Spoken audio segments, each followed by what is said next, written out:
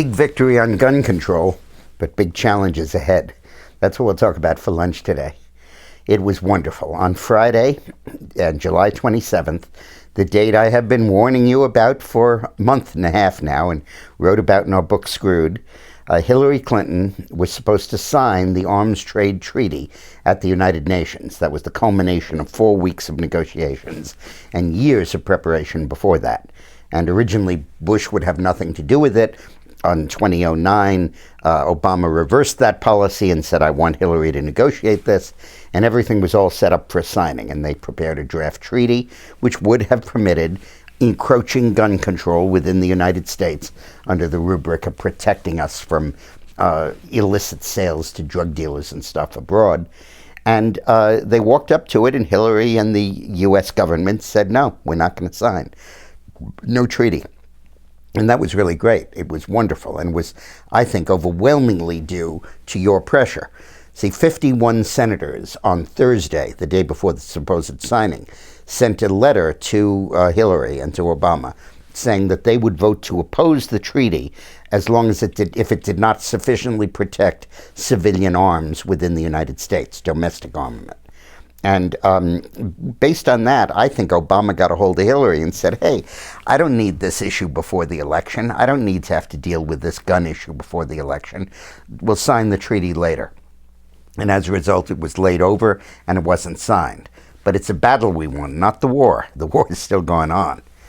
What's going to happen next is that the General Assembly is going to meet to consider this treaty on a one-nation, one-vote basis of the 193 nations in the world. The United States exports 40% of the arms in the world, but we get only one vote. And they probably are going to pass this treaty with the requisite two-thirds majority, which means it goes into force. Now, what that means is that it's in effect, the organization's set up, the bureaucracy begins staffing itself, and any nation that signs the treaty and ratifies it then participates in it and is bound by it. And it takes 65 nations for the treaty to take effect and to be in force. UN approval plus 65 nations.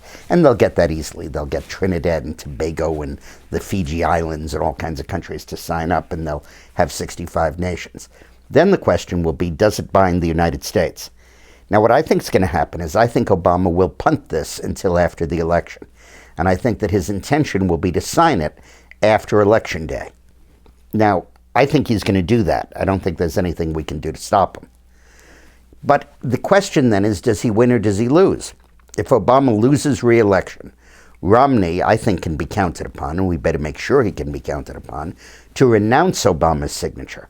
There's no question that the Senate would ratify this treaty. Enough senators are opposed to it, even in the lame duck session. But in 2013, if Obama's reelected, under the Vienna Convention, as I've mentioned before, the United States is bound by a treaty that it has signed, even if the Senate has not ratified the treaty, as long as the Senate has not rejected the treaty.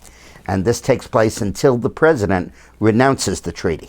So we have to win the Senate and or win the presidency. So either the Senate votes not to ratify it or the president renounces it. Now, of course, we have enough senators to kill it in the Senate now, but with the Democrats in control of the Senate, Harry Reid, who has, by the way, received support from the NRA and shouldn't, Harry Reid will never bring that treaty up for a vote, and therefore it will never be rejected, and therefore it will take effect into the future. But when we win control of the Senate, if we do, our majority leader, McConnell, who is opposed to the treaty, will bring it up, get it voted down, and or Romney will renounce it. So what this does is it puts gun control squarely in play in this election. And that's what Obama is scared to death of. Why has he moved on health care and borrowing and spending and his entire agenda, but he hasn't done a single thing about gun control? And that's because he's terrified of the issue. He told us where he really stands in his speech at Aurora, where he's spoken on behalf of gun control. Obviously, if 2 or 3 of the people in that theater had guns, 12 people would never have been killed. But the shooter would have been killed. But in any case, he really wants to move on this gun control agenda, and we really have to stop him. He's afraid that this issue will cost him Pennsylvania and Ohio and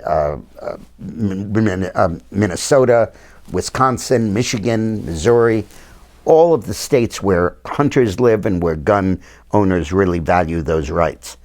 What we have to do is to make that issue front and center in this campaign.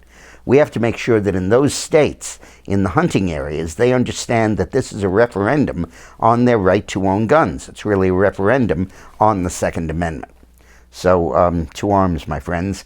What I'd like you to do is, if you haven't already, is sign the petition attached to this video so that we can get your info. We will send that info, an email in your name, to your U.S. senators and your congressmen, which I think had a huge amount to do with the 51 senators who came out against the treaty. We sent them 700,000 emails over 2 weeks, and it's wonderful that we were able to move them and they were able to move the administration.